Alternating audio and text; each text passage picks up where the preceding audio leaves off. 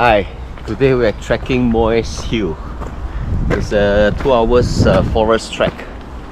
I think it's about the same, and now you're heading to the waterfall. Cheers.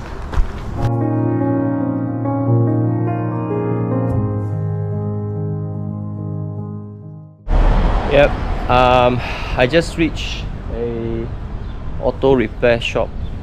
One of my headlamp on the right side is not working, and it's very dangerous on the road if I'm traveling in the evening. So yeah, these are part and parcel of driving a camper van.